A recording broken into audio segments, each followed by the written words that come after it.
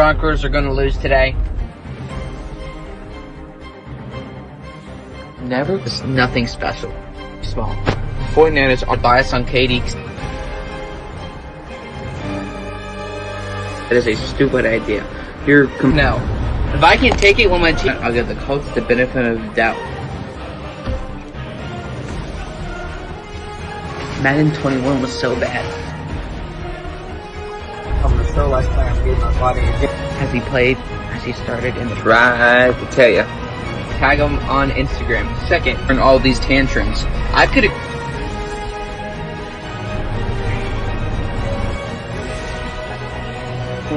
Monte Foreman coming out of Texas. Truly appreciate the offer.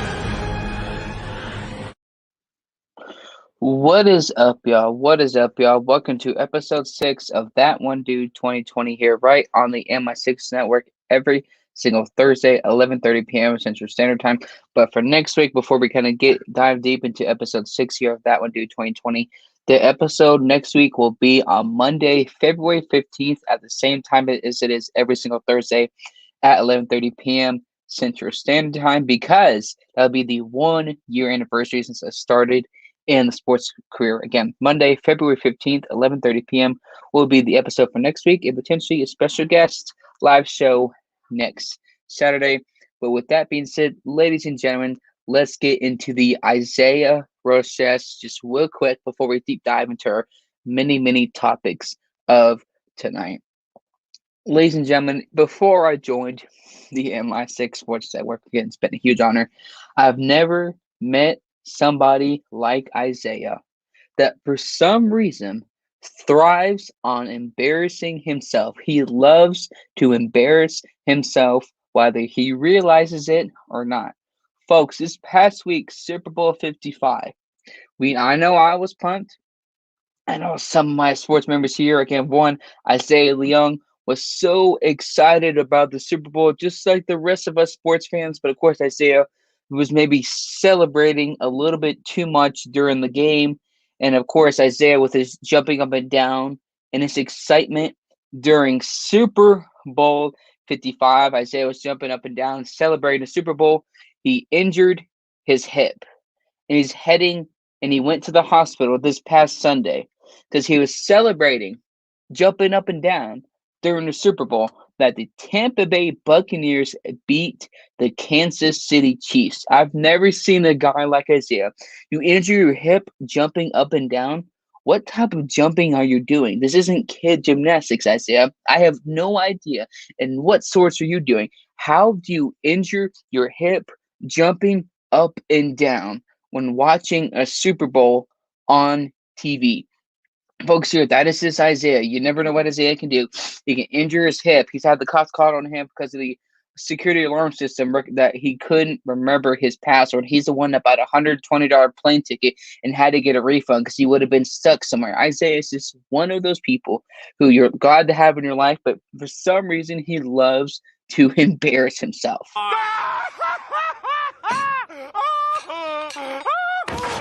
Folks, I've never seen anything like it, but of course, Isaiah Leung did injure his hip by celebrating the Super Bowl billing. I've been so excited. I've been hoarse, but man, Isaiah, we got two more things just real quick of the Isaiah Roast Sesh.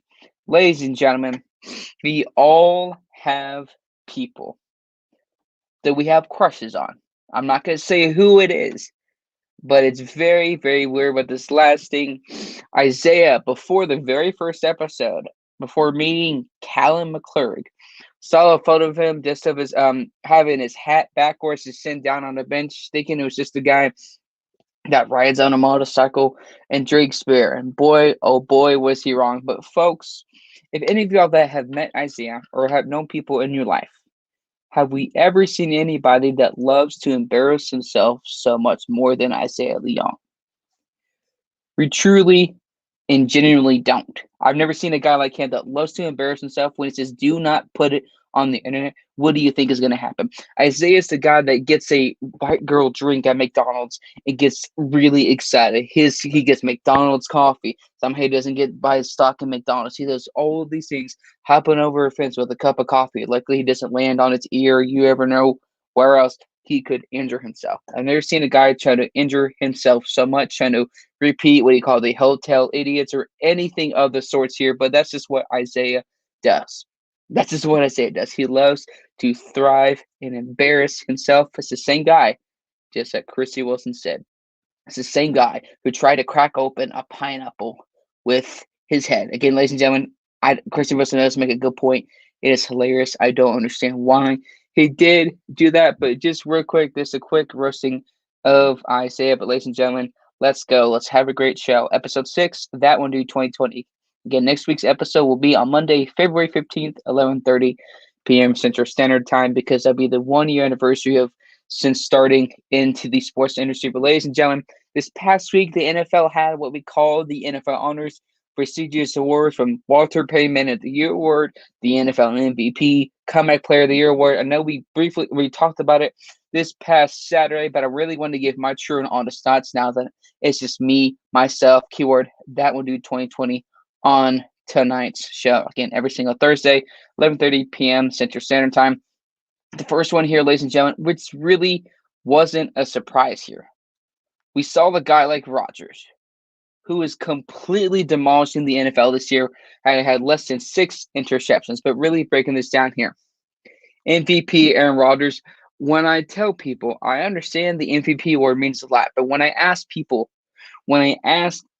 to keep the same energy, when Aaron Rodgers wins MVP, oh my gosh, he's the best. But when Matt Ryan or somebody else wins MVP and they don't do much in the playoffs, they get criticized. But when Aaron Rodgers wins MVP and doesn't do much in the playoffs, Aaron Rodgers does not get criticized. Like Freddie Henderson says, all I ask people, ladies and gentlemen, is to keep the same energy. Folks, when I tell you like when Aaron Rodgers had like 75 completion percentage, 261 passing yards per game, he had 20 touchdowns, 3 interceptions. We talk about the great numbers, which are great. But we break down the numbers. It's not like he was beating playoff team after playoff team. All I ask is let's stop the overhype of Rodgers. If you really truly look at the Packers schedule in 2020, besides 2 to 3 teams, most of them weren't even in the playoffs.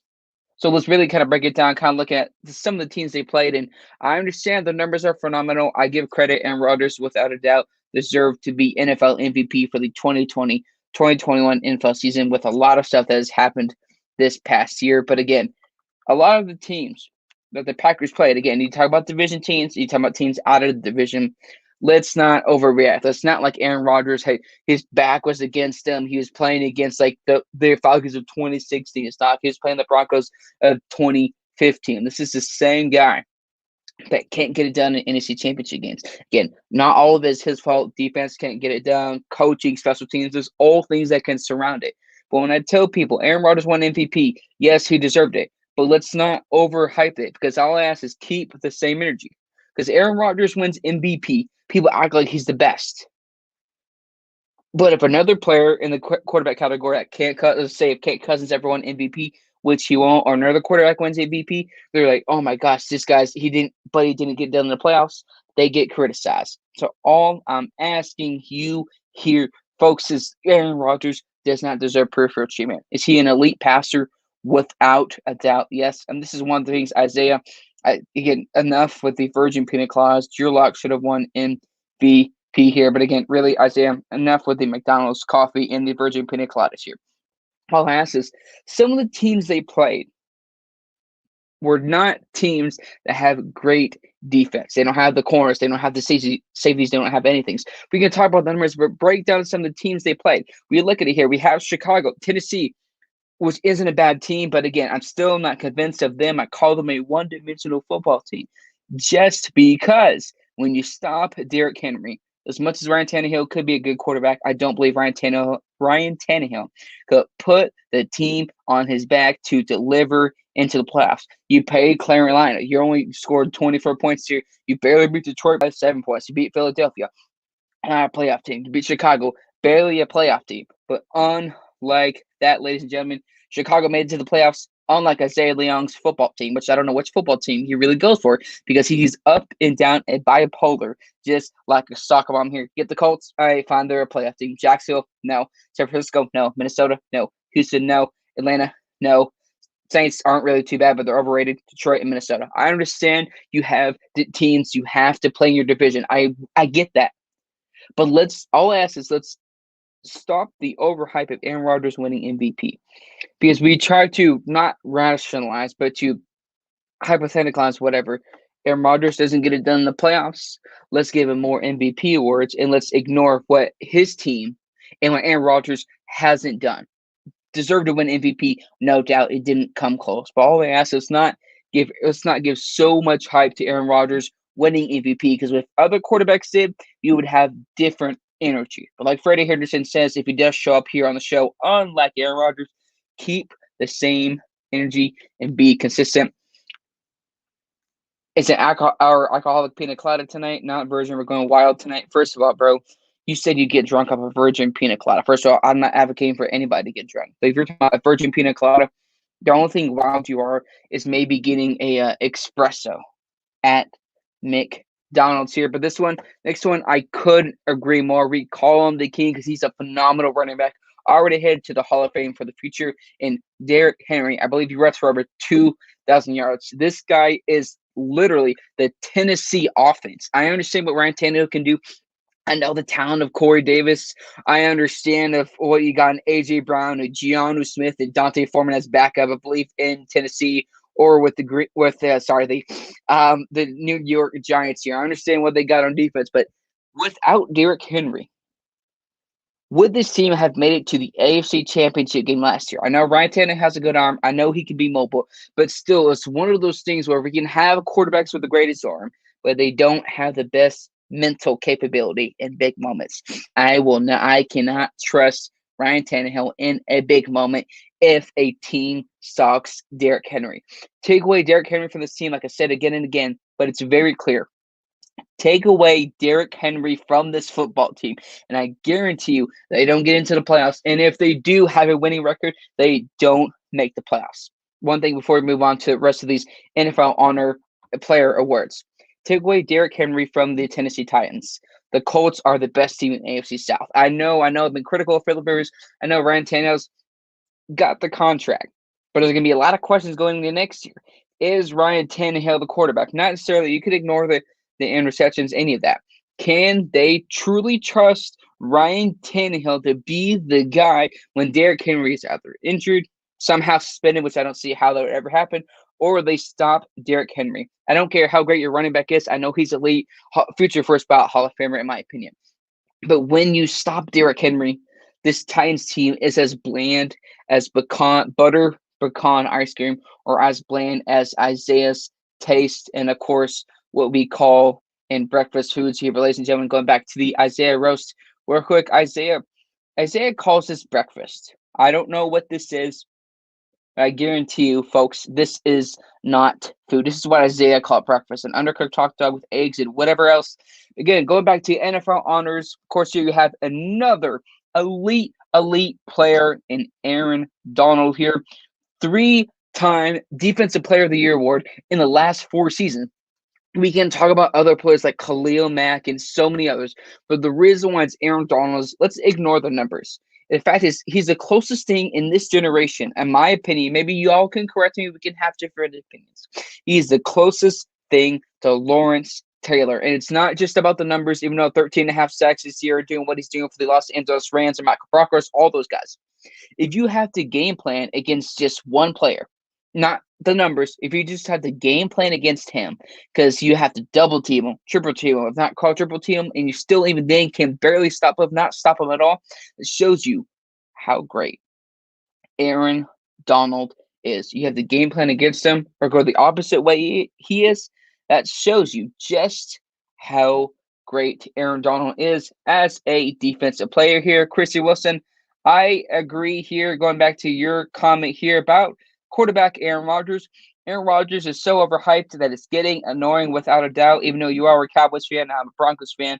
I couldn't agree more. Aaron Rodgers, I believe, is a decent quarterback, but the fact of matter is, ladies and gentlemen, it's just, I understand, like when we talk about the playoffs, it's not always on Aaron Rodgers. It's always, sometimes the defense doesn't do their thing. 2015, most of those defensive players are not in the NFL. I understand it's not all just on Aaron Rodgers. But again, Aaron Rodgers does get some blame for not getting it done in the playoffs, and James Gonzalez comes in with the MVP award for comments in the comment section. That did not look like the breakfast of champions, Isaiah. 100% without agree. Christian Wilson does agree with kind of what I have to say.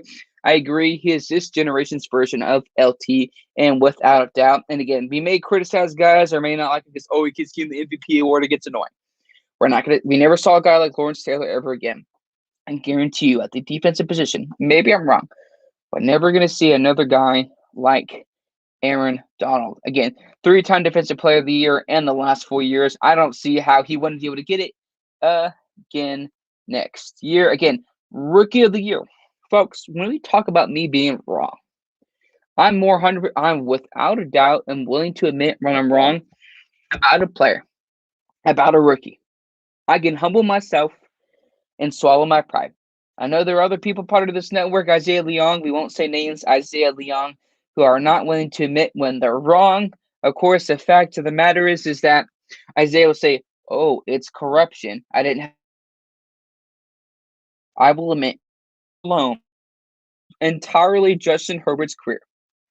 But this year alone, I am willing to admit, Justin Herbert, I was wrong about you, and I apologize that I criticized. Obviously, I can criticize you because you're a quarterback, but I apologize. I was wrong about you as a rookie. I underestimated your arm talent and what the coaches can do with the Chargers. You proved me wrong, and I'm without a doubt fans of players that can prove me wrong. Of course, Justin Herbert has the most touchdowns ever by a rookie with 31 touchdowns to, I believe, 10 interceptions on the year.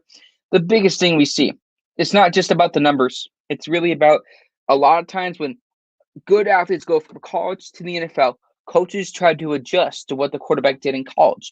But what the Chargers did, it's like so many people said this past week on the MI6 Sports Network, is that you make game plan to what they're good at. You don't try to change the identity of a quarterback. Because when you do, you see guys like RG3 and so many guys in the past where you change their identity as a quarterback and you wonder why it didn't work out. This is why I give the Chargers organization a thumbs up, because you basically tilted to his skill set.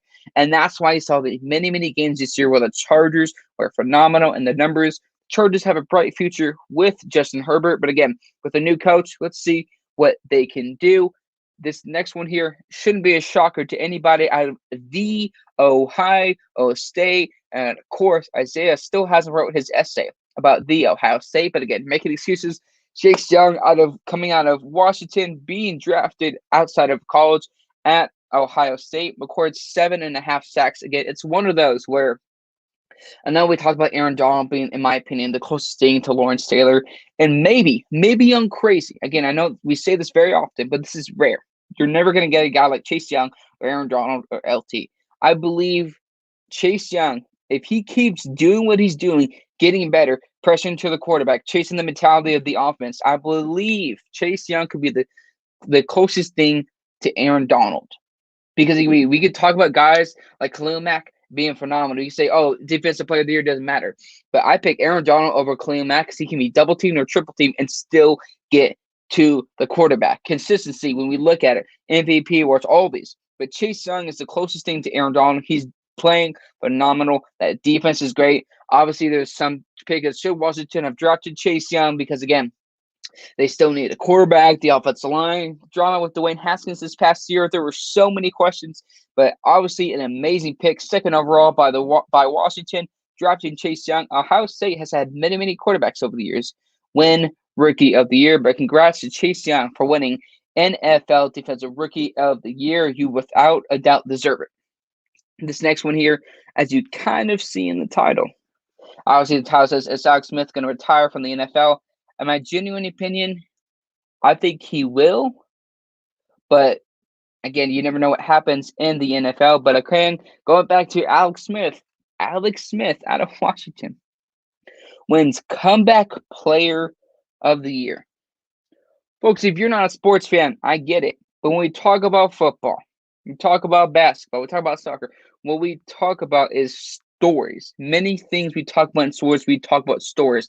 Things that bring us together, things that bring the emotional connection, that make us feel for the people. These are athletes, but they are people just like us. And these are one of those stories that we're never going to see Again, quarterback Alex Smith coming out of Washington wins NFL Comeback Player of the Year, and without a doubt deserves it with high praise with almost 67 completion percentage. I know the numbers don't show it, but like Martin said this past week, of course, on the night shift, it doesn't matter if he had 15 touchdowns to 30,000 interceptions. The point is stepping on the field.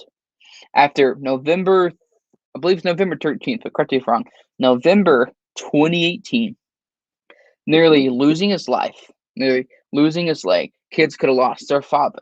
A wife could have lost a husband, like a friend, a lover, any of those things. This is the same type of injury, nearly 30 years before, that ended Joe Theismann's career. Folks, this is not the first time Alex Smith has had an injury history where he came back. We talk about quarterbacks having the best numbers, having the mental tough capability. This is one of those things where it's a mental game. Alex Smith could have quit. He could have been too afraid to come back. Just walking again was already a phenomenal story. This really isn't a surprise because Alex Smith resuming his NFL career despite nearly dying over 2 years ago is something we're never going to see again. Alex Smith has a warrior mentality without a doubt. Couldn't agree more with Alex Smith winning NFL Comeback Player of the Year. This next one, folks, congrats. We already knew this one was going to happen before the NFL honors. Kevin Stefanski wins Coach of the Year. Two things we talked about with the Cleveland Browns here, folks, is about mental capability and not believing in themselves. Remember what a big thing that Kevin Stefanski did that no other Browns coach has been able to really do is getting the players to believe in themselves. The year the Cleveland Browns went 0-16, I believe in 2017, most of those games they were only down. They only lost by 4 or 5 points, if even. So they kept the games close, but they weren't able to finish. They weren't able to rally around each other. They didn't believe in each other. You got the team to do what they needed to do. You run the football with Nick Chubb. You do with Kareem Hunt. Let Baker Mayfield do some play action. You address the offensive line here. We always talk about past coaches for the Browns and giving false hope and all these false realities. But Kevin Stefanski, I don't think anybody could disagree, was a blown out of the water for NFL Coach of the Year. So congrats, Ryan. Congrats to the Browns organization, Kevin Stefanski, Kareem Hunt, and Nick Chubb. Y'all have a bright future. I can't wait to see what Kevin Stefanski does next year for the Cleveland Browns in the AFC North. But Walter Payton, Man of the Year. It is about time. Russell Wilson won 2020 Walter Payton Man of the Year award. We know what he does on the field is great, but what he does even off the field is even greater. Some of the things, like I tell y'all, I love football, I love sports, but some things are bigger. A lot of things are bigger than the game of football, and that's what shows with Russell Wilson. This last one here, the play of the year, we know there was in contention was of course, DeAndre Hopkins Hail Mary catch with the Buffalo Bills. Again, Alex Smith winning Comeback Player of the Year and many, many other amazing awards here, folks. Again, this is That One Dude 2020 every single Thursday, but Monday's episode will be on Monday, February 15th at 11:30 p.m. Central Standard Time, just because that's a 1-year anniversary since it started in the sports career, the first ever podcast. But before we move on, going to the comments here, James Gonzalez says, Rodgers seems to be a diva. Do you concur? I could concur with you, James. I think what it really boils down to is Aaron Rodgers is kind of, I won't say he's full of himself, but yet we have guys like Pat McAfee who basically, what do you talk about with your boss where you suck up to them? I think Aaron Rodgers is a great player, but I don't know what it is about his personality. Was it a guy that I would like to interview to get his side of the story? Yes, but I think it's one of those where guys get used to being pampered and they get to have a attitude of entitlement. Attitude of entitlement. Keyword. Attitude of entitlement. Not saying he is entitled here. James Gonzalez comes in to say, and I agree. Herbert looks good and poised for a rookie. Not good for my Raiders, which is also it's even worse for my Denver Broncos because again, this shouldn't be breaking news here, folks. Drew Lock is not the answer for the Denver Broncos here. But ladies and gentlemen, this next one here, the NFL 2020 Hall of Fame awards were tonight actually, the induction to the NFL Hall of Fame. Folks, the NFL Hall of Fame is about the hard work you do, not just off the field, but what you do on the field. So all of these I love. Christian Wilson loves one of these. I believe in Bill Nunn. This one I love the best. My favorite quarterback of all time. My first ever Super Bowl to watch in 2006. Peyton Manning gets into the Hall of Fame. I love this one. We know he did for the game. We know he did for the Colts, getting that Super Bowl there. We know all the numbers of stuff he did on the field after having that neck injury in 2011. Come back in 2012 and having a phenomenal year. We're now an accurate passer, great leader, and a great man. I agree. Charles Woodson. Charles Woodson, folks, is one of those guys where it's very rare. Going into college, won the Heisman Trophy. I believe the only defensive player of all time to win the Heisman Trophy. And now he goes to the NFL and gets to the Hall of Fame. His resume is so stacked at this point. He has spent, I believe, 4 to 5, 6+ years with the Green Bay Packers and won a Super Bowl and then came back to the Raiders to finish his career. You can't just tell the story of the Raiders, but the entire NFL without Charles Woodson. When you think of the Raiders, you think of two people, in my opinion. You think of Bo Jackson and Charles Woodson. Calvin Johnson gets this next one here, ladies and gentlemen, talking about the Detroit Lions organization. Almost 12,000 yards in 9 seasons, nearly eclipsed 2,000 yards, I believe, in 2012 or 2013. Was so close, 1917, so close to 2,000 receiving yards. But doing what he did in only 9 seasons was phenomenal. They retired early, but almost 12,000 yards. One of the fastest-paced receivers. We know what his catching ability and what he did for the Lions organization. Drew Pearson, I agree without a doubt. Chrissy can concur, saying, I'm so happy for Drew Pearson because it has been a long time coming for him. Well deserved, and I couldn't agree more. Drew Pearson, I agree. Alan Financi, Bill Nunn, John Lynch, who spent some time with my Denver Broncos, with the Bucks, with the Patriots. One of those guys, very rare. You can maybe think of 10 to 15 players of all time in the NFL. When you have to game plan against them, it just shows you how great of a player he is. Physicality in one of the last few guys. I don't know. I know Warren Sapp was with the Tampa Bay Buccaneers, but I'm not sure. Correct me if I'm wrong, y'all, folks, because I need to learn more about football and the history of football in the NFL. I'm not sure if they played around the same time with the same team, but Tom Flores, without a doubt, deserves to be in the Hall of Fame. I love this list. Again, Charles Woodson, Peyton Manning, Bill Nunn. This list, Calvin Johnson, this list was amazing. I agree 100%. James Gonzalez comes in to say, I used to think Peyton Manning was annoying. Again, when I was a kid, I didn't start watching football until 2006, but again, I could maybe understand where that came from. But then I grew up and understood him more. Ladies and gentlemen, ooh, I love this question. I can't go down to the next topic to really address this one right here. James Gonzalez says, who are you taking on your team as a receiver, Calvin Johnson or Terrell Owens? Ooh, maybe I'm going to make people mad with this one. Calvin Johnson. It wasn't what he did just in his 9 seasons. Neglect the numbers. I know they both have great hands, but I just trust Calvin Johnson to make a one-handed catch in a clutch moment. Again, I trust Calvin Johnson more than I do Terrell Owens. More than I do Terrell Owens. Both are elite Hall of Fame receivers, but I just trust Calvin Johnson, and I believe he does have better hands. But again, this is all just my genuine opinion. I'll love to hear your opinion, James, Christy Wilson, or anybody on the show that's watching in the comment section on Facebook or YouTube or Isaiah Leong's Facebook page. Who would y'all take, Calvin Johnson or Terrell Owens? But ladies and gentlemen, the big fat topic we're talking about today, Super Bowl 55. Folks, what do I say this? And I'll continue to drill this verbally into y'all's head. When you poke the bear, don't be surprised. Don't get mad when the bear comes back to attack. We are to respect our elders. We know what Tom Brady can do. I tried and tried to tell people.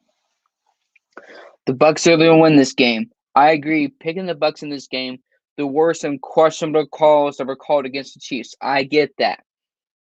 But this still doesn't address that the Chiefs' defense The defense sucks. The defense can't do anything. I understand there's the penalties, 2 to 3 penalties, yes. But outside of those penalties, they couldn't stop the run. You couldn't stop the pass, neglect those penalties. I mean, if you can, let's say you stop the pass, they couldn't stop the run. You got Ronald Jones doing what he's doing. I told you, a player that was going to be a factor in Super Bowl 55 was Leonard Fournette. But I want to talk about the Kansas City Chiefs side of this, and I want to talk about, of course, the Tampa Bay Buccaneers side of this one. But we'll be right back after this real quick commercial break.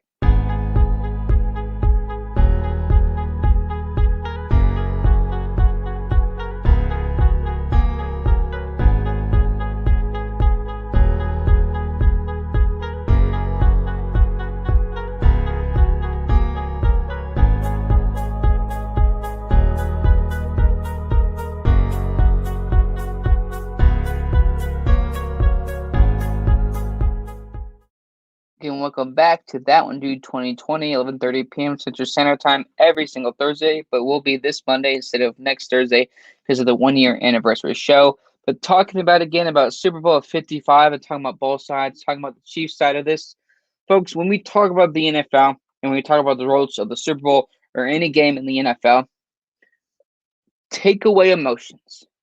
Take away what you're thinking about in the moment. Don't look at the short-term solution. Look at the long-term solution and be realistic with yourselves, but don't get into your emotions when thinking about the future of your team, of your quarterback, and what happened in Super Bowl 55. Unfortunately, the Kansas City Chiefs got outlasted by the Tampa Bay Buccaneers 31-9, but a couple of questions that I really have. Can Patrick Mahomes still be the future GOAT? And my answer really to that is yes, but let me expand on that. If Patrick Mahomes could be the future GOAT, the only way Patrick Mahomes can be the future GOAT, number one, you have to beat Tom Brady in the Super Bowl. Number two, until Tom Brady retires, Patrick Mahomes cannot be the current GOAT of the NFL until Brady retires. Tom Brady is a top, if not the best quarterback in the NFL. You can talk about the numbers, passing yards, touchdowns, picks. I don't care about that. Did you win the big games? Yes.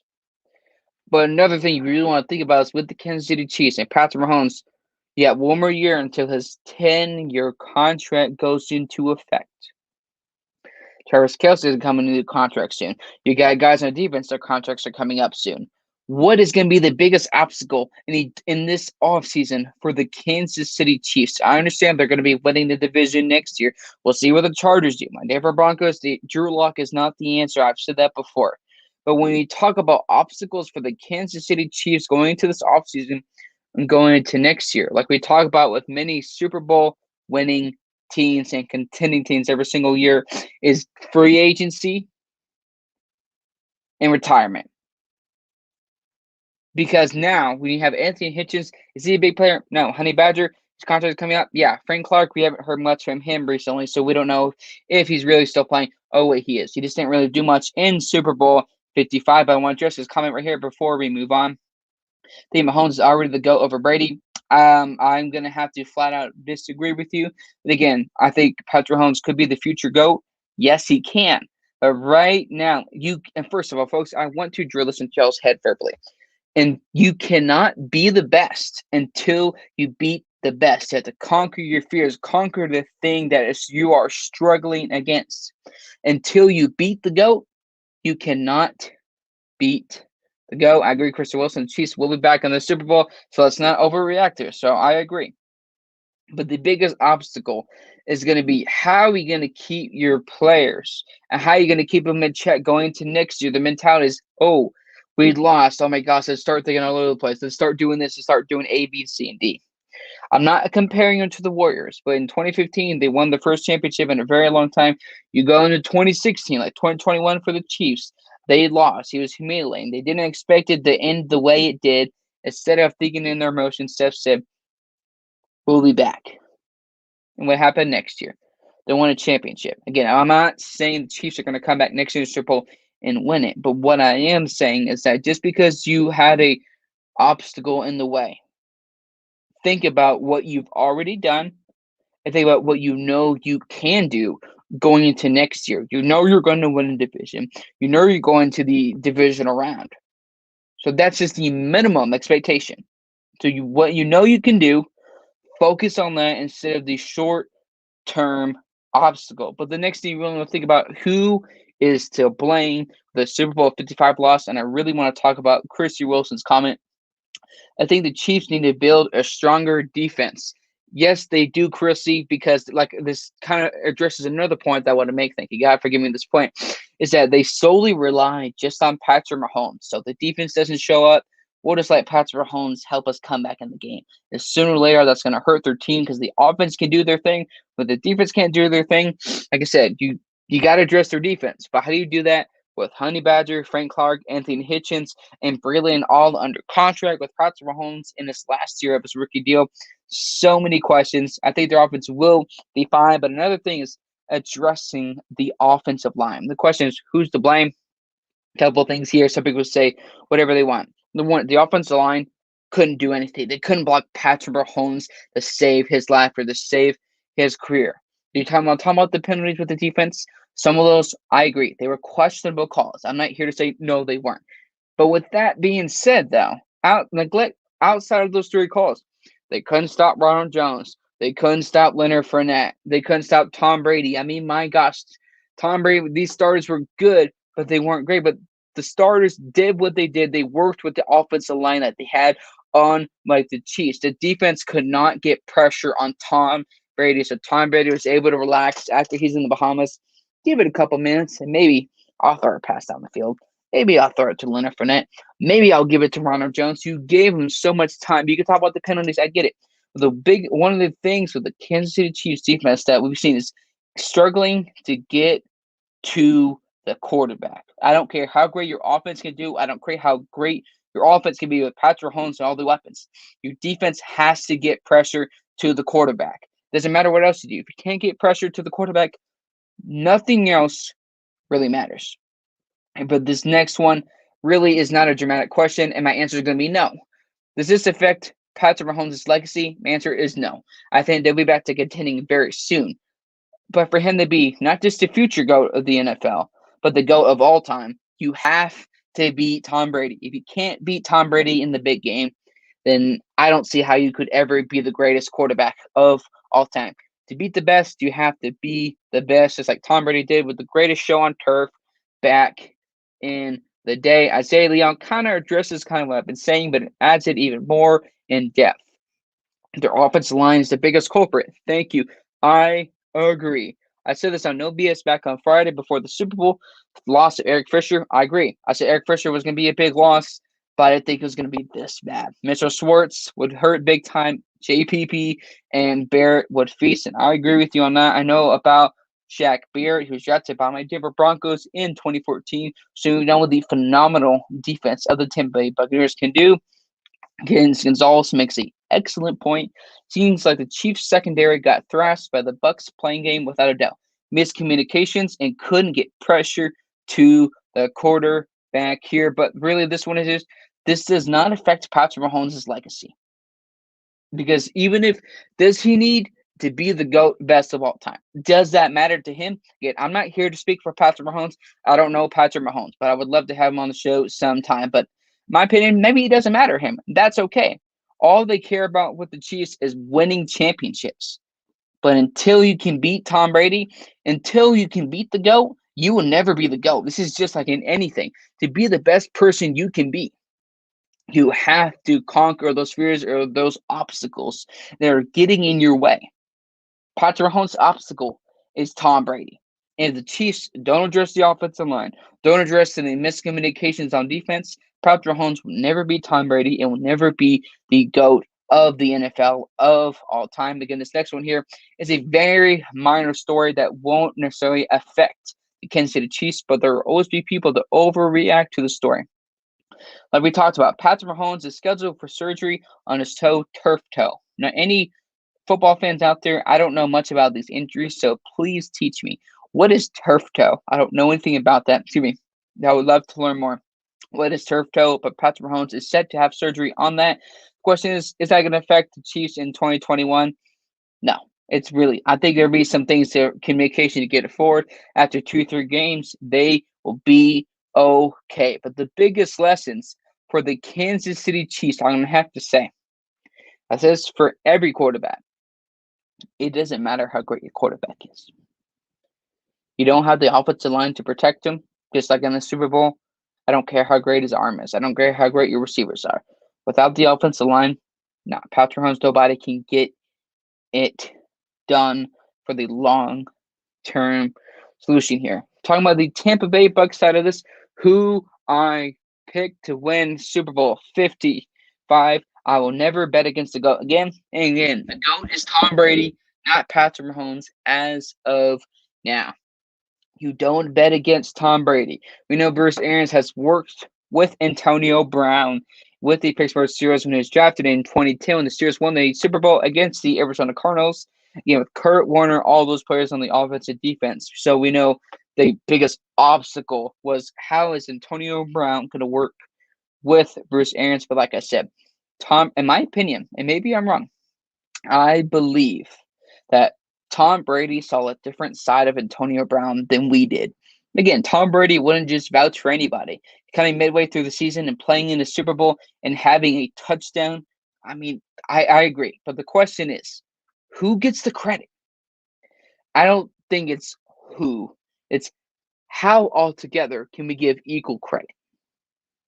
Bruce Arians, the coaches and coordinators he hired, Brian Leftwich, Todd Bowles, all the coaches that they had, Tom Brady, that defense is phenomenal. I know there were questions this year about the defense because sometimes during Washington there were some big question marks. Is this team really a playoff team? Of course, the Bucs defense had some elite moments in the regular season against Aaron Rodgers here, ladies and gentlemen. But again, this Bucs team all around for credit goes to the coaching staff and the coach that hired him.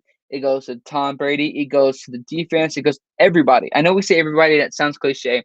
That sounds boring. But I mean everybody.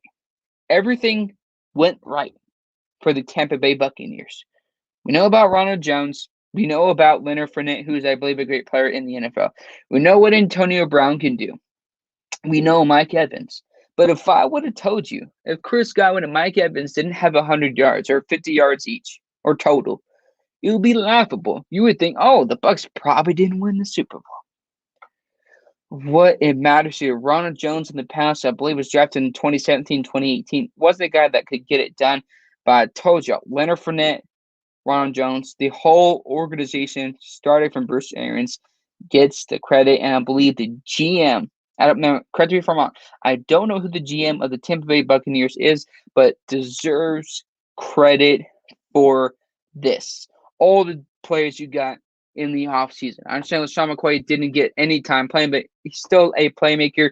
You got had a trade for Leonard Fournette. You got Rob Gronkowski, who had two to three touchdowns in Super Bowl 55, who a tight end, who at least for right now is better than Kelsey. I understand you can talk about numbers, but toughness I give to Rob Gronkowski, who has played injured most of his career and still has a first ballot resume.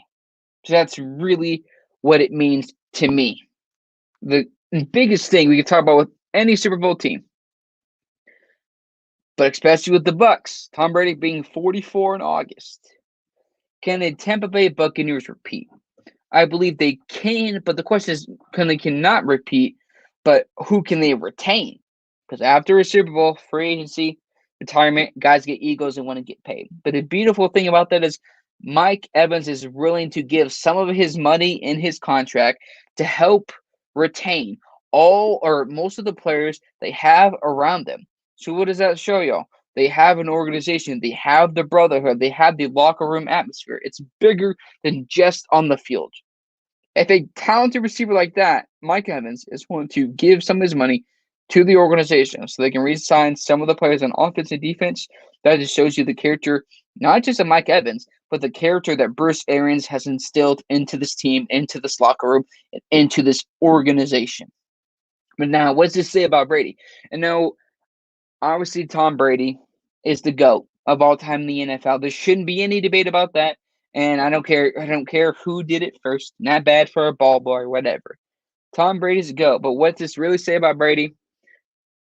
as much as people criticize about Tom Brady or the history of, oh, he finally won a Super Bowl without Bill Belichick, not just the GOAT. 7 Super Bowls here, folks. More than any NFL franchise did of all time. In 21 years, you have more Super Bowl wins than any franchise of all time. And what does that just show you? Again, sometimes Tom Brady didn't have the greatest arm, but what do we talk about?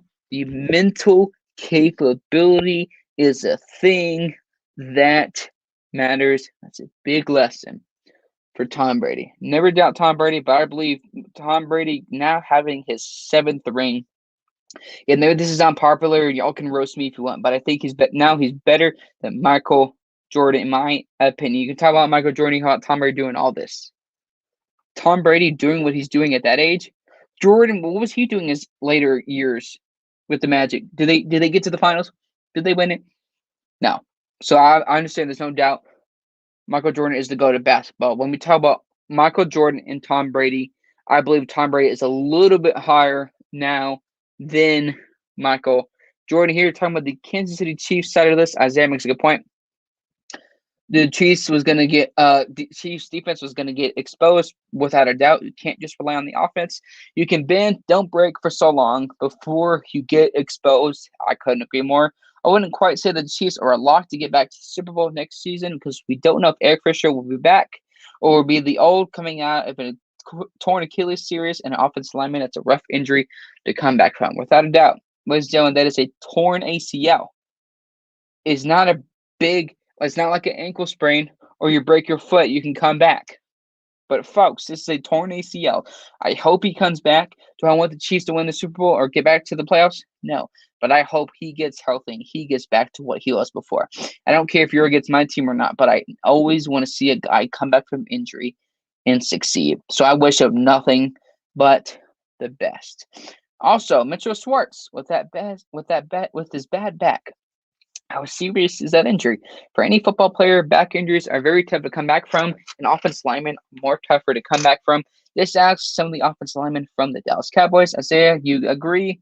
Defense answered the bell. So proud of them. I agree on this one. Ishmael, for the Bucks, prioritizing Shaq Barrett, Chris Godwin. I'm going to have to say Shaq Barrett. As much as I love Chris Godwin here, he's like the Calvin Ridley of the Tampa Bay Buccaneers, an elite receiver when he's healthy on the field. Keyword, when he's healthy.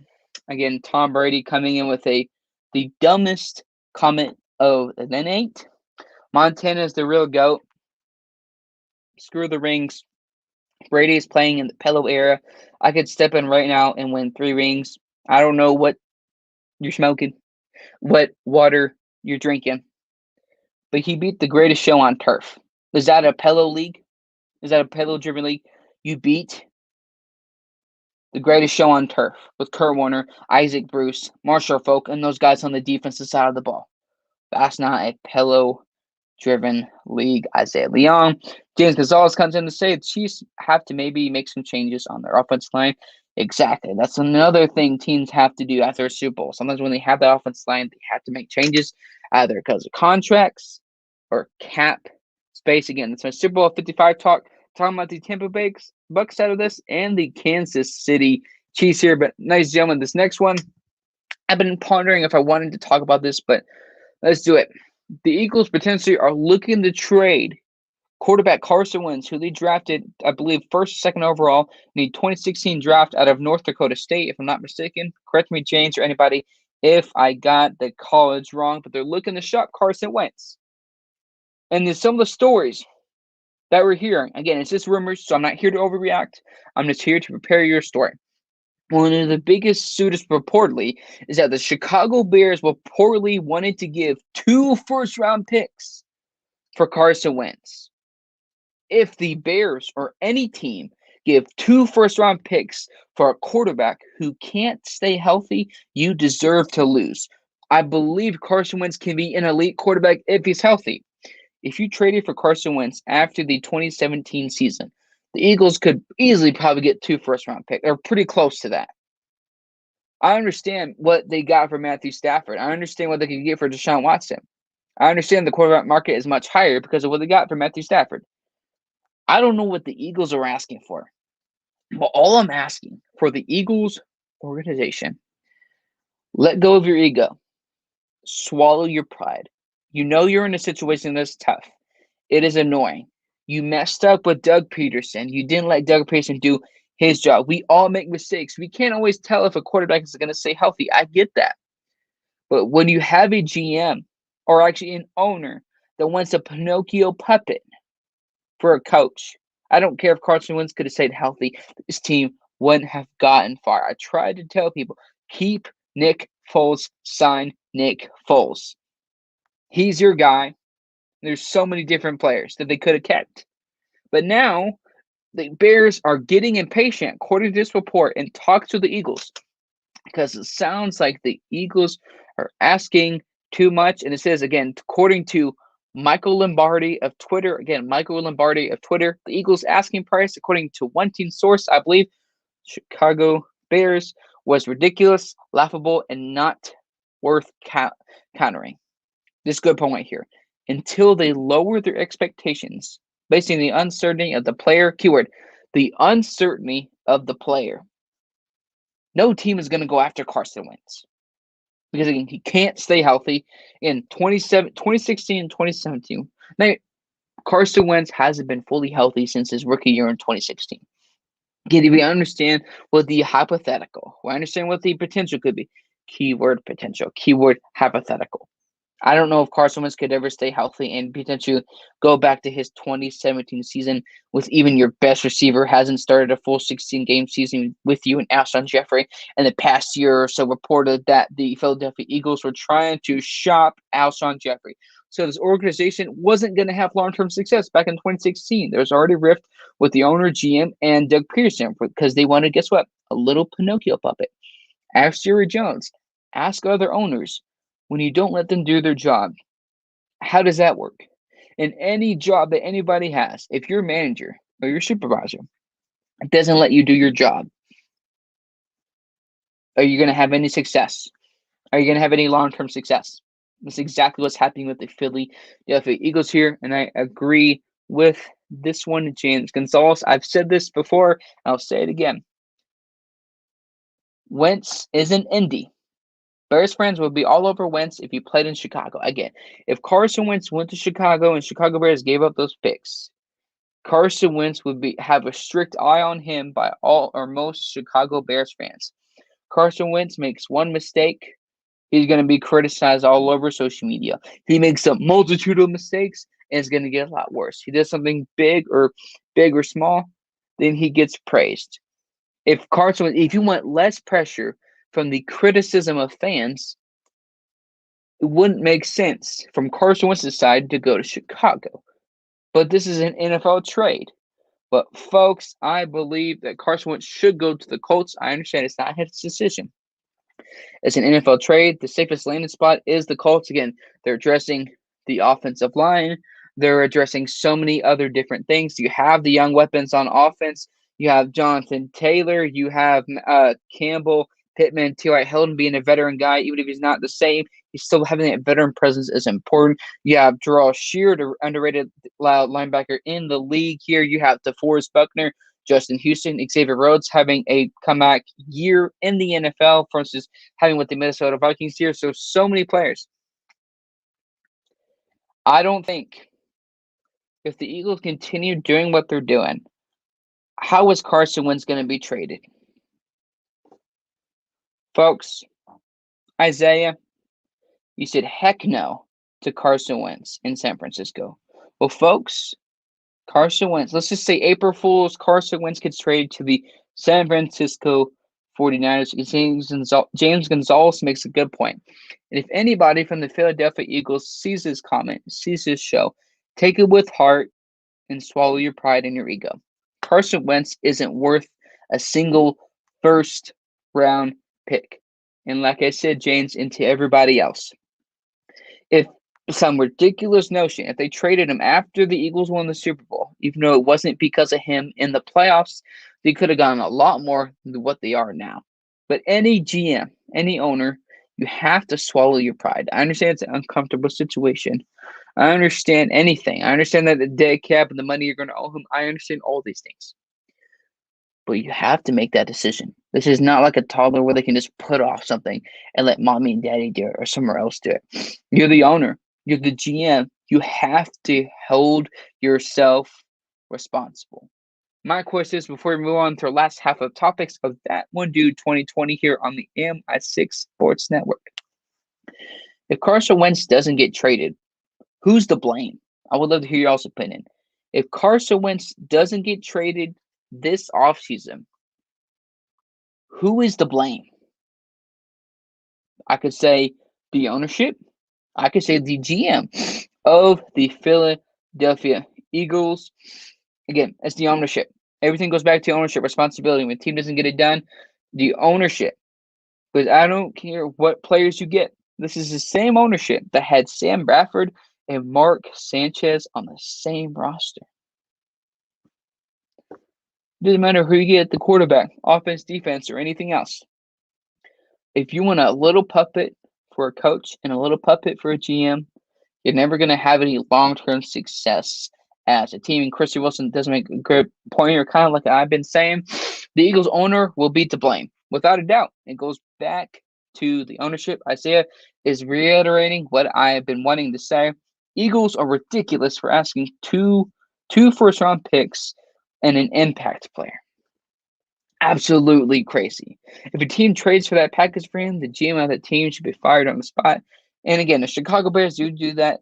They deserve to lose. But Callan, if you're somehow seeing even 2 minutes or 2 seconds of this video, as a Chicago Bears fan, how do you feel, potentially, of the Chicago Bears giving up 2 first-round picks for Carson Wentz? Again, the Colts, better offensive weapons. But again, the Bears seem more interested, but I believe they're getting frustrated at this point in time. Again, ladies and gentlemen, this next topic here, kind of like quickly to go through it. My question is, what will certain teams do in free agency? Keyword, what will certain teams do in free agency? I can't guarantee what's going to happen, but it's just hypothetical thoughts and opinions here, folks. Again, what could the Dallas Cowboys do in free agency? When Jerry Jones is stuck on a player, when Jerry Jones drafts a player, he will stick with them to the very thick end of them. Dak Prescott's not going anywhere. What the Dallas Cowboys are going to do is exactly or too closely to what Washington did with Kirk Cousins. Dak Prescott is going to get franchise tagged. Jerry Jones knows 2 or 3 things, or 1 or 2 things. You franchise tag him, it doesn't work, you move on. But knowing Jerry Jones, he's going to franchise tag Dak Prescott this year. And next year, I can see him franchising Dak Prescott again. And Christian Wilson's is a good point. Strengthen the defense and pay Dak Prescott. Of course, you do got to strengthen the defense. With another offensive line retiring, what can you do here, folks? How much do you think Christian Wilson or any Dallas Cowboys fan out there, how much do y'all think Dak Prescott is worth without hurting the long-term success of the franchise? So this is, of course, Colin McCurk is busy preparing for 3 more sporting events. I know he's very busy this week, but I would love to hear his thought, maybe in the after group chat or anything else. He didn't have to come on the show, but I would love to hear his opinion in the next couple of weeks, what he thinks has been the problem with the Bears and what his thought process is with Chicago Bears giving up 2 first-round picks for Carson Wentz. Christian Wilson, phenomenal point, like I've been saying. Jerry Jones, to me, has been stuck in the past since the early 90s. Again, he's been stubborn like a child. He's been stuck in the 90s. He keeps thinking of what they did in the past. But now that he knows, no matter if they win or lose, people are going to talk about the Cowboys. They're still going to get revenue, and that's all he cares about. He doesn't care about the win and loss column at this point in time. The New England Patriots, what can they do in free agency after getting Cam Newton in free agency in 2020? I mean, Cam Newton is not the long-term solution. Jarrett Stidham is not the long-term solution here. So the question is, and I say, the New England Patriots have $100+ million to spend. Whether it's through the entire draft are trading for guys. Well, what Bill Belichick has done, phenomenal in his career until Tom Brady has left, is trading for guys, either in their own division or outside of the division. Stephon Gilmore wasn't drafted by the New England Patriots. Otherwise, were not drafted by the New England Patriots. But I will say, I rather believe if the New England Patriots don't go after Fitzpatrick to be their backup or their veteran presence, if they don't go after Watson, they're going to draft a quarterback. And I don't think the Patriots would go after Watson because Bill Belichick is not going to change how he's done things despite Tom Brady left. He's not going to give up that many picks for a player. So I think at this point in time, like I said, Bill Belichick is looking at the long-term solution, which is why I say Bill Belichick and the New England Patriots are going to draft a quarterback. This question here's next one is for the San Francisco 49ers and the San Francisco 49ers fans. What are the 49ers going to do or what they could do? We know they don't confident in Garoppolo because, again, Garoppolo could be a top 10, top 12 quarterback if healthy. Keyword if doesn't mean anything. If Jimmy Garoppolo can stay healthy, if he can do this. But what I say for the San Francisco 49ers, there's been rumors that apparently Kyle Shanahan is in love with Sam Darnold. They're saying this or that. But I will say, Isaiah is one of those guys that is out of bounds, up and down about his San Francisco 49ers. When the San Francisco 49ers signed a one-year deal with quarterback Josh Rosen, he says, I love Josh Rosen. He's also the guy that said it was a joke that Josh Rosen could be the future quarterback. So knowing Isaiah, when his quarterback makes one mistake, the team's season is canceled, the whole thing is canceled. But any 49ers fan out there, I really want to know what y'all think. What could they do in free agency? Because now I don't think they're going to go after a quarterback in free agency. I think they draft a guy. But again, I could be wrong. They're not going to give Garoppolo another chance next year. Garoppolo is done with the San Francisco 49ers, but it's one of those things in free agency. It's a question mark. I really don't know what could happen at this point in time. This next one here is related to the title. When I make a title for a video, I talk about it. I don't do clickbait. I'm not always random, boring YouTubers and content creators. When I make a title, I talk about it. What is Washington going to do in free agency? Is Alex Smith going to retire? My answer is he could. But will Alex Smith retire? I think he will. But it's going to be one of those more than Drew Brees. He's going to take more and more time to make that decision. But we know the career of Alex Smith. We know the comeback story after comeback story of Alex Smith. His tough mentality. We understand Washington has had a deal with him. I believe this is his last year of his deal going into next year, so they could just release him. He can retire. I mean, he signed a one-day deal with the San Francisco 49ers. I believe Alex Smith is going to retire. There's been reports that Cam Newton is going to go to Washington. Of course, why not reunite with the head coach that gave you an opportunity? Why not reunite with the head coach when you went to the Super Bowl here, folks? Again, I couldn't agree more. Cam Newton could go to Washington. So if Cam Newton does go to Washington, Alex Smith won't take as much time to decide to retire. But I believe Alex Smith will retire. But whenever Alex Smith retires from the NFL, thank you for inspiring so many NFL fans out there to never give up on your dreams, no matter what happens here. Isaiah says, watch out for Mac Jones to New England. You never know who will chuck. And Saban are close friends, and Jones just seems like a typical New England Patriot quarterback. That could be an opportunity, but you never know. If Bill Belichick gave Cam Newton a chance, who knows what Bill Belichick could do in free agency or in the 2021 NFL Draft. Chicago Bears, again, do they bring back Trubisky as the backup? Again, they need a veteran backup. Despite if they trade for Carson Wentz or draft a guy in the draft this year, they still need that veteran presence. I don't care what people say. The veteran presence is important. As Tua, as Jameis, so many quarterbacks over the years. But again, question mark with the Chicago Bears. If they're frustrated with the Eagles for asking too much, who knows what they could do in free agency. This next one here, I really want to break it down here, folks. The Minnesota Vikings, they're stuck with Kirk Cousins. So what I think either happens this year or next year, because I know they made a mistake signing Kirk Cousins in free agency. They're going to draft a quarterback this year or next year, because according to Cousins' contract, he is stuck. They're stuck with him to the end of the 2022 NFL season. Keyword: the Minnesota Vikings are stuck with Kirk Cousins to the end of the 2022 NFL season. So now you can't just cut him. You can't just release him. There's so much dead cap. It's almost worse than the Los Angeles Rams. It's not going to be like the Rams where they trade Jared Goff. They're not trading Kirk Cousins because who's going to want him? Kirk Cousins is as worthy right now as his empty thing of water. Kirk Cousins isn't going to get much. They're stuck with him for the next 2 years. So a lot of questions here, ladies and gentlemen. The Broncos, folks, Isaiah, I'll put this camera on me like it has been all night. Drew Lock is not the answer. Drew Lock is not our franchise quarterback. I know the Denver Broncos are mostly invested in Drew Lock. I understand since 2016 and Peyton Manning retired, you have struggled to find that quarterback. But Drew Lock just simply is not the guy.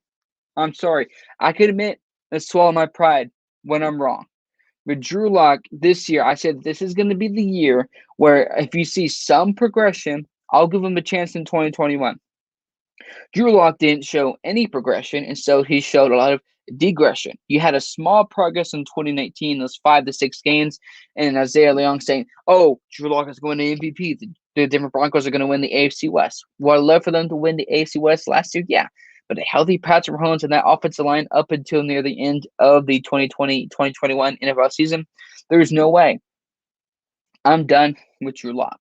But since the Denver Broncos are too emotionally invested, like I said here, folks, when a team is too emotionally invested in a player or in a staff member, you cannot make any decisions based on emotions, because when you do, you're doomed from success.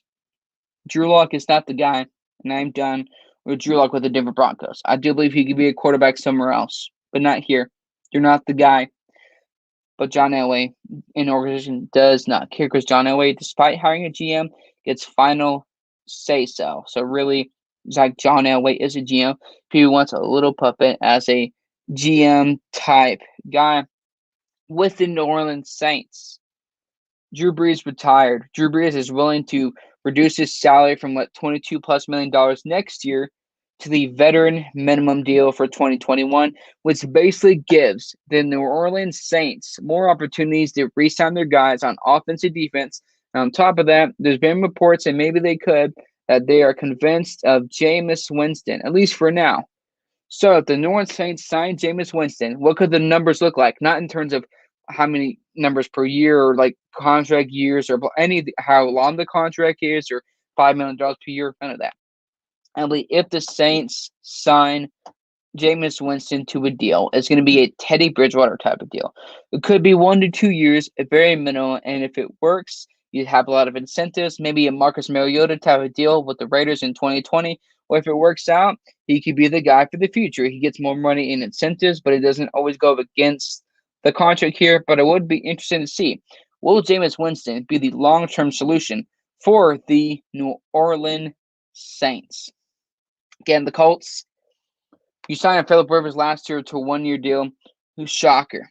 Philip Rivers retires, fraudulent Hall of Famer, slightly above average Kirk Cousins. Now they're in trouble again.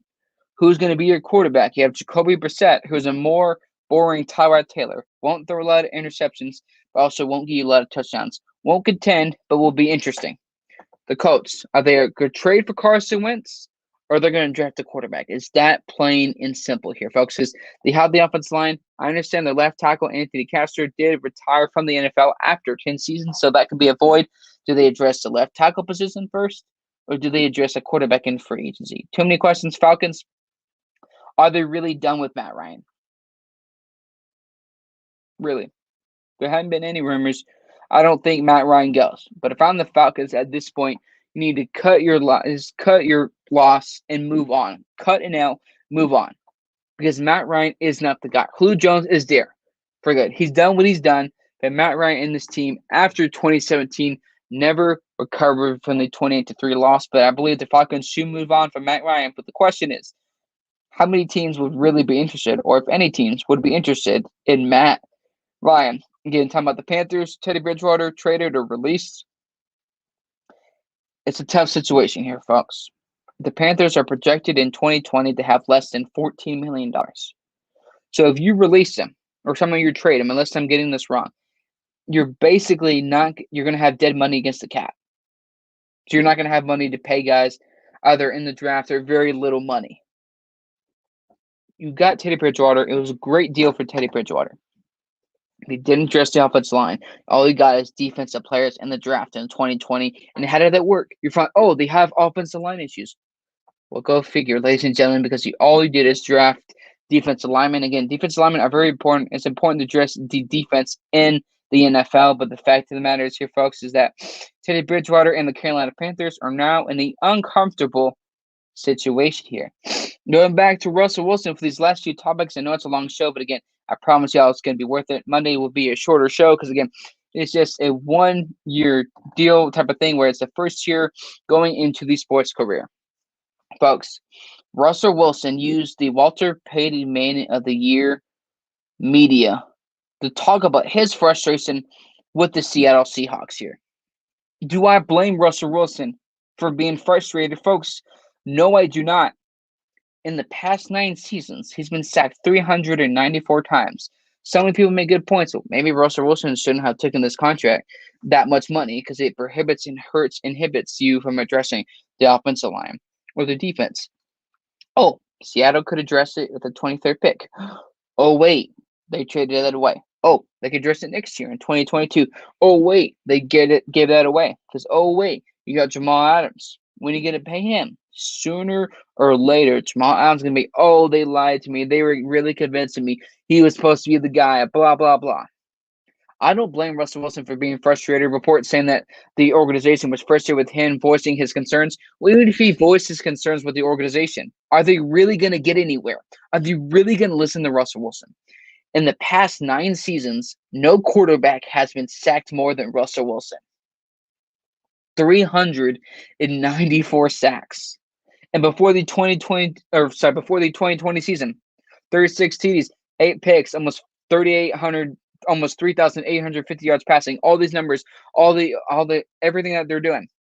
I don't blame him for being frustrated here. Of course, Brandon Marshall did place a little bit of time with the Seattle Seahawks here. Wilson, he's tired of getting hit and sacked. He wants to have more involvement in personnel decisions.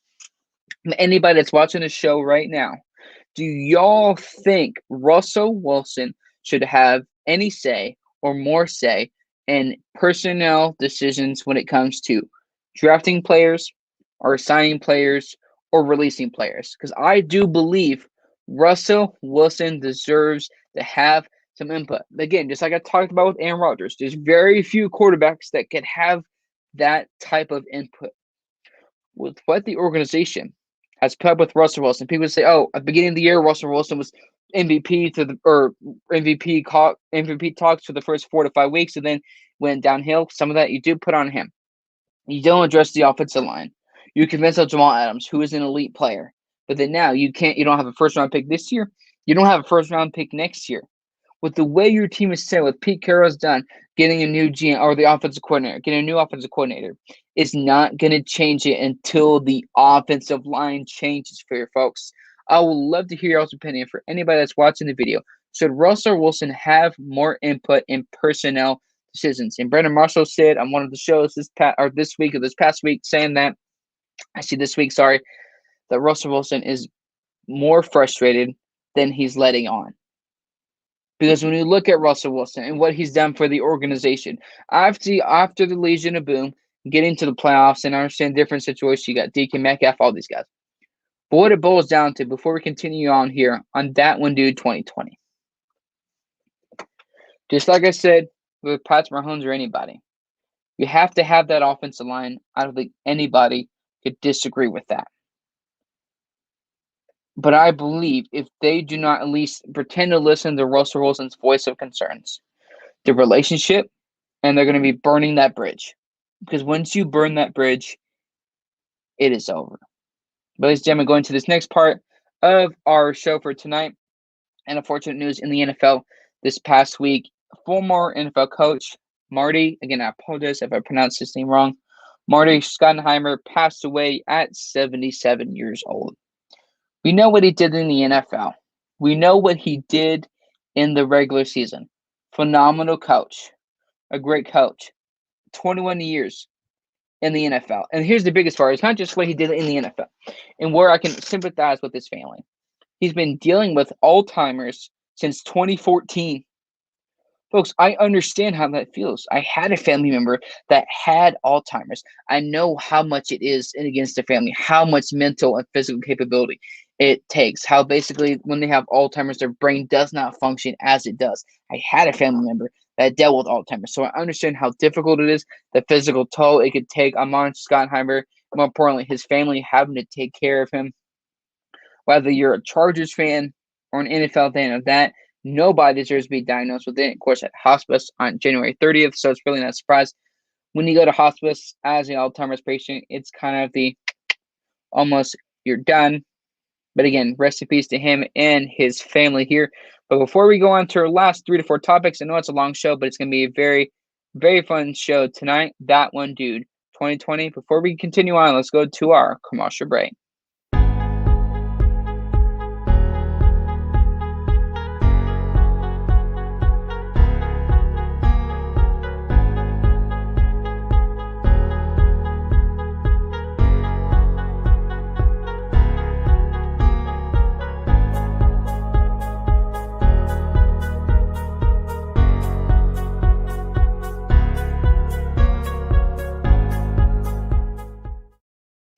Again, welcome back, ladies and gentlemen, to That One Dude 2020 every single Thursday. But again, this next week will be the 1 year anniversary. So the show will be on Monday.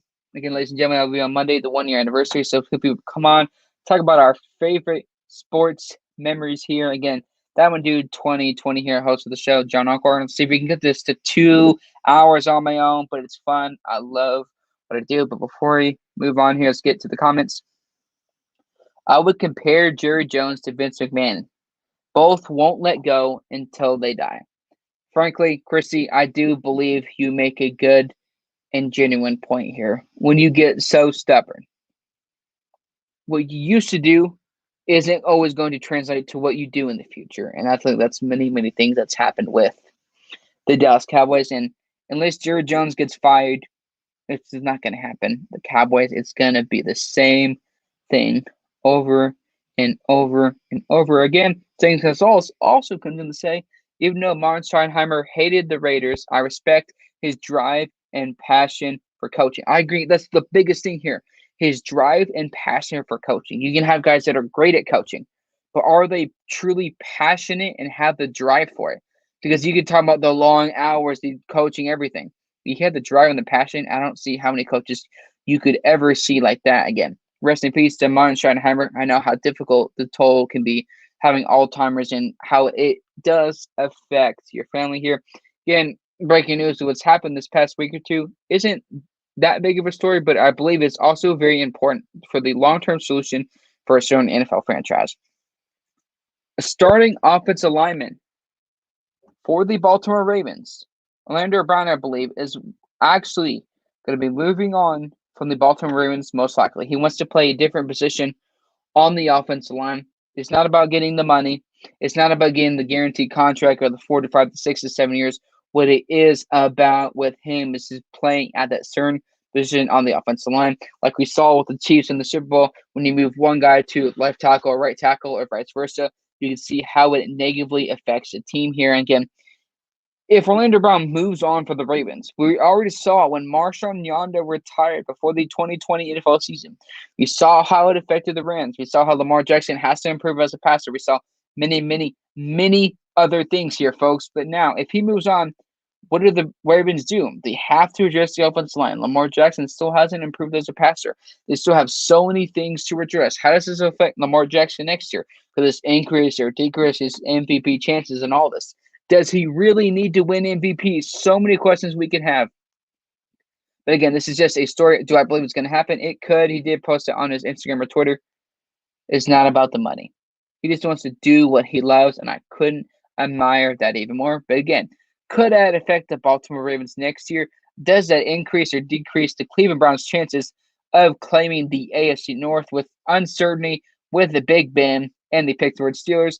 But breaking news for the Denver Broncos. They released A.J. Bouye, freeing $13.2 million in cap space. When you're concerned about Drew Lock, when you're concerned about other guys for the future here, folks, I didn't like them sign A.J. Bouye because I understand Chris Harris was a little bit under. I understand that you're trying to rebuild or do whatever you want to do here, folks. But the way it worked in 2020, A.J. Bouye or Chris Harris would have made the same amount of money against the cap or in their contract, despite if it was A.J. Bouye or Chris Harris being with the Denver Broncos. But this is a great thing they need to do because now Von Miller is, I believe, a free agent, or he has not like a trade clause, but it's something weird in his contract. So could they re-sign Von Miller? What are they going to do with, of course, Philip Lindsay having a not as good of a year as he did in 2020 or 2019 and 2018, having to split the carries with Melvin Gordon. Melvin Gordon, what happens depending on what happens with him this year? Because that affects him with the team next year, and we still have to address the offensive line. Are they really going to keep Drew Lock? It's just a lot of questions and scenarios I like to think of when we have a topic or news in the NFL. While AJ Bouye is under 30 years old, he could be primed to get another contract. We could see AJ Bouye either going to the Raiders. I believe that could be a possibility with Richard Sherman. Again, there's a possibility, just a thought and a question. So who really knows? Broncos released AJ Bouye, free team $13.2 million against cap space, which I agree because there's some positions that they need to address and some guys on the defensive side of the ball they have to resign. You got Kareem Jackson, you need to keep long term. You have to resign Justin Simmons. You're going to franchise tag him again? I doubt that. So they're going to sign Justin Simmons to a long-term deal. Getting that safety or free safety is really hard. They don't just come and go every single year. Having a free safety like Justin Simmons is extremely important, and they have to re-sign him. But releasing AJ Bouye helps free up some cap to address other players and maybe Drew Lock. Who knows what happens? Again, Drew Lock is not the guy with the Denver Broncos here. But again, going back to Lamar Jackson thing before we go to our final 2 to 3 topics of That One Dude 2020 on the MI6 Sports Network. Again, every single Thursday. Monday, of course, will be the show, and there won't be a show on Thursday, but there could be a special guest next Saturday. So stay tuned for that potential of been happening. Again, going back to the Baltimore Ravens topic. When you have one of your star tacklers, Orlando Brown, which he wants to move on because he wants to either play left tackle, right tackle, with whatever he wants to do. Can that hurt him late in the season? Because just like I said with Marshawn Yanda, later in the season or towards the playoffs, it's going to affect the Ravens. You can always talk about Lamar, run. But sooner or later, the team has to pass, run. You have to make it some pass. You have to make sure Lamar Jackson improves in the pocket. How can Lamar Jackson improve in the pocket when your offensive linemen are gone? We're going to address them in the first round. Again, it's just questions. Will this affect the Baltimore Ravens later in the season? Who knows? Should we lower the expectations for the Baltimore Ravens in 2021 based on what happened with the offensive line with Orlando Brown being gone and so many other things in the NFL? And before we move on, let's go to another commercial break. We'll be right back for the last segment of That One Dude, or last 2 to 3 segments of That One Dude 2020.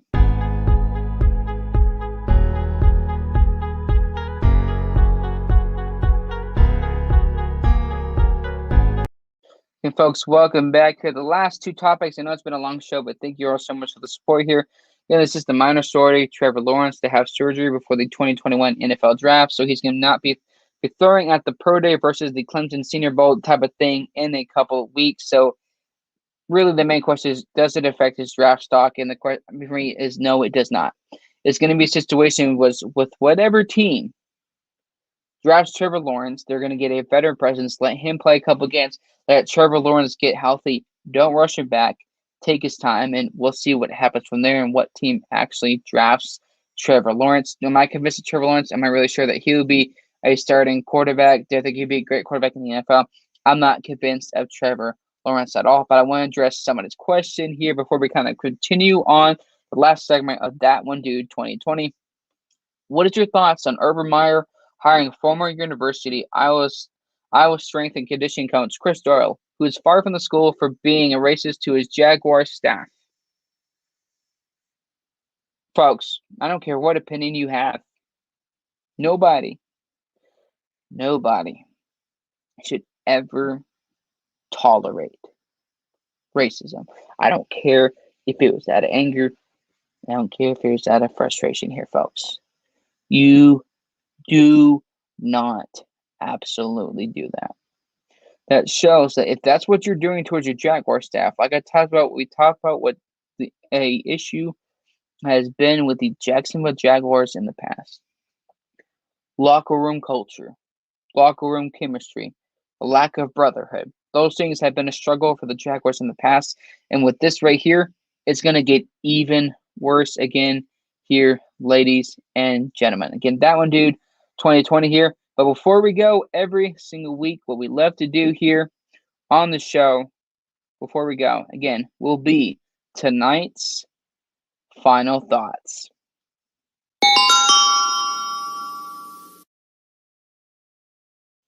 Again, folks, here, this has been a phenomenal long show, almost an hour and a half of That One Dude 2020 here. Again, every single Thursday. But really, my final thoughts for tonight is that I love being here.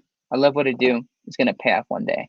Again, before I get into my real final thoughts here tonight, I want to thank all of the viewers here, going back all the way to the top so we can kind of continue on here. But again, I want to thank all the viewers because it goes truly appreciated. It means more. It means a lot from the bottom of my heart.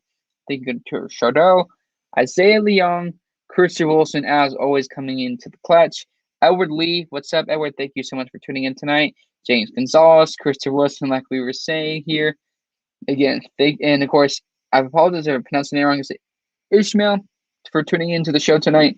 Everybody that, like we say on every show, everybody that tunes into the show, that gives it any type of support, it means the world to me that you take time out of your busy day. And I don't know what time it is where James lives or Casey King lives or Christy Wilson says. You take time every single time we have a show to come on and watch and listen, and it means the entire world to all of us here on the MI6 Sports Network.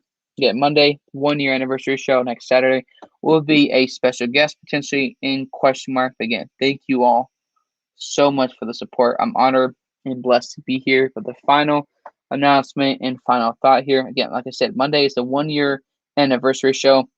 I have a 6-minute video, but I'll just show you a quick clip of that before on Monday. Again, ladies and gentlemen, enjoy this quick sneak peek of That One Dude 2020, my favorite moments from the past year.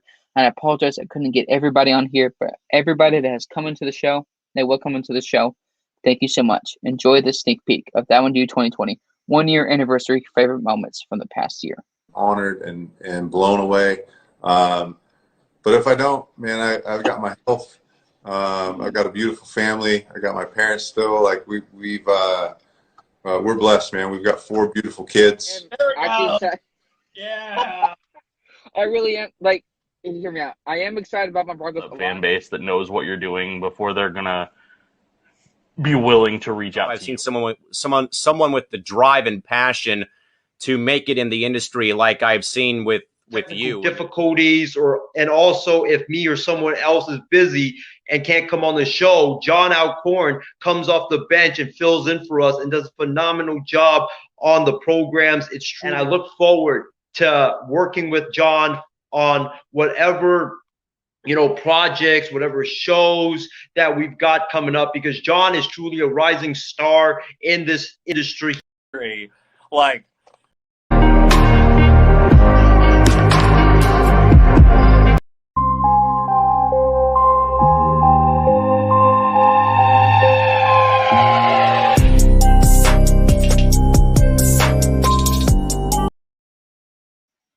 Again, That One Dude 2020 signing off.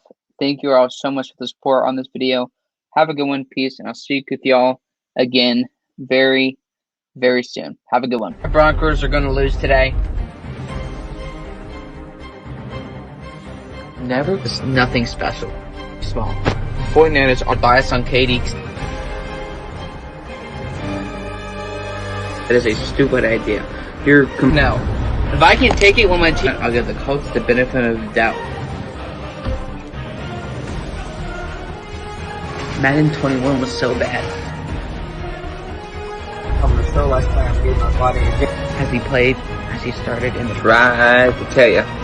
Tag him on Instagram. Second, and all these tantrums. I could have.